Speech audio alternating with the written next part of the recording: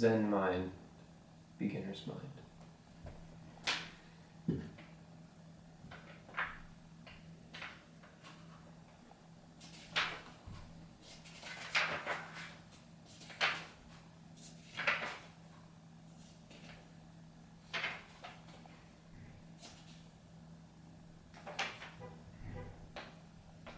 Prologue.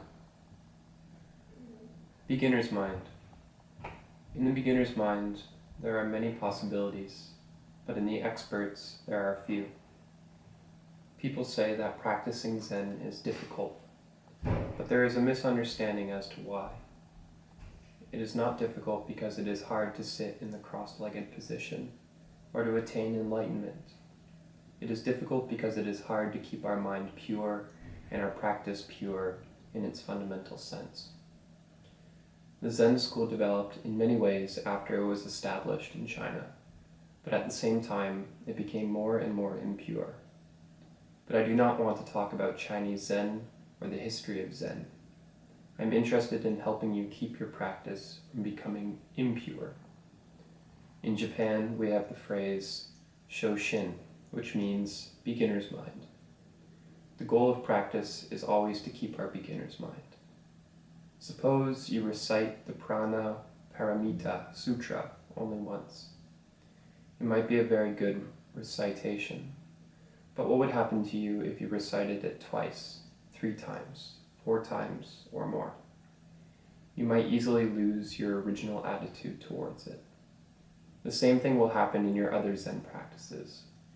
For a while, you will keep your beginner's mind, but if you continue to practice 1, 2, 3 years or more, although you may improve some, you are liable to lose the limitless meaning of original mind. For Zen students, the most important thing is not to be dualistic. Our original mind includes everything within itself. It is always rich and sufficient within itself. You should not lose your self-sufficient state of mind.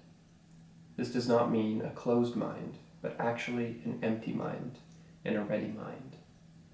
If your mind is empty, it is always ready for anything. It is open to everything. In the beginner's mind, there are many possibilities. In the expert's mind, there are few. If you discriminate too much, you limit yourself. If you are too demanding or too greedy, your mind is not rich and self-sufficient. If we lose our original self-sufficient mind, we will lose all precepts. When your mind becomes demanding, when you long for something, you will end up violating your own precepts, not to tell lies, not to steal, not to kill, not to be immoral, and so forth. If you keep your original mind, the precepts will keep themselves. In the beginner's mind, there is no thought. I have attained something. All self-centered thoughts limit our vast mind. When we have no thought of achievement, no thought of self, we are true beginners. Then we can really learn something. The beginner's mind is the mind of compassion. When our mind is compassionate, it is boundless. Dojin Zenzi, the founder of our school, always emphasized how important it is to resume our boundless original mind. Then we are always true to ourselves, in sympathy with all beings, and can actually practice. So the most difficult thing is always to keep your beginner's mind. There is no need to have a deep understanding of Zen. Even though you read much Zen literature, you must read each sentence with a fresh mind. You should not say, I know what Zen is, or I have attained enlightenment. This is also the real secret of the arts. Always be a beginner. Be very, very careful about this point.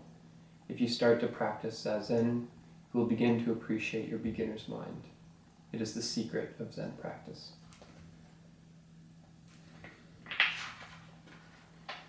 End of prologue.